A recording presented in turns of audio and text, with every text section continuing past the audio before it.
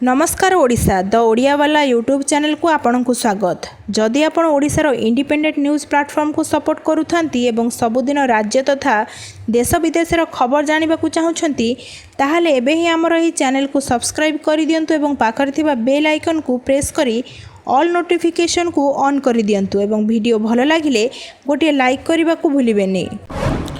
राज्य में बढ़ुवा संक्रमण भितर राज्य को पुणी फेरी सप्ताहांत सटडाउन। राज्य सरकार आज राज्यर समस्त सहरांचल में सप्ताहांत सटडाउन घोषणा करिसेंती। आसंता शनिवार रविवार ठार राज्यर समस्त सहरांचल में सटडाउन कटकणा जारी रहिबो।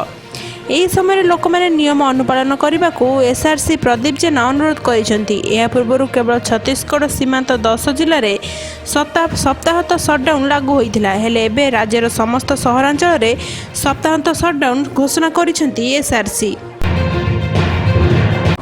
राज्य सरकार नुआ नियम गोटे बह सर्वमोट 50 जन लोक जोगदेवे बोली राज्य सरकार घोषणा करिसेंती। सेहीपरि विवाह प्रशासन को मध्य मना करा जायछि। जदि केही एहाक उल्लंघन करती तेबे तांको विरुद्ध रे कड़ा कार्यानुष्ठान ग्रहण करा जिवो। मे 1 ରୁ 18 वर्षर अधिक बयस व्यक्ति को टीका पाई मिलिला अनुमति।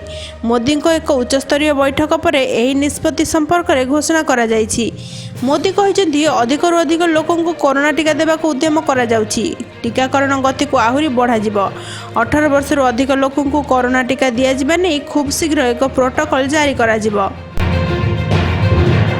संक्रमण रोकवा को एवं सिंगल नुहे द्वितीय लहर पर लोड़ा 2टी मास्क। डाक्तर कहवा अनुसार कोरोनार एही संक्रमण लोक रक्षा कर 2टी मास्क। द्वितीय लहर स्ट्रेन अधिक क्षतिकारक। एही भाइरस एवं पवन में व्यापुथबार मेडिकल जर्नल लैंडसेट कहूछि। तेणु एही भयंकर विपदर बर्तिबा को हेले आमको कपड़ा मास्क छाड़ा पड़ो। से लोक मैंने कपड़ा मास्क बदल में 3 लेयर सर्जिकल मास्क रु 2टी व्यवहार कर पिंधतु बोली परामर्श देइछन्ति डाक्तर नीरज मिश्र। कोरोना संकट बेले ऑक्सीजन अभाव को तुरंत पूरण करने सबु मेडिकल को सहजरे ऑक्सीजन जोगाई देवा नहीं केंद्र रेलवाई विभाग पक्षर एक प्रयास आरंभ करा जायछि। आज संध्या सुधा भारतीय रेलवाई रेल माध्यम विभिन्न स्थान को ऑक्सीजन जोगाण करिबो। भारतीय रेलवाईर सर्वप्रथम ऑक्सीजन एक्सप्रेस आज संध्यारू चलाचल करियो बोली आशा करा जायछि।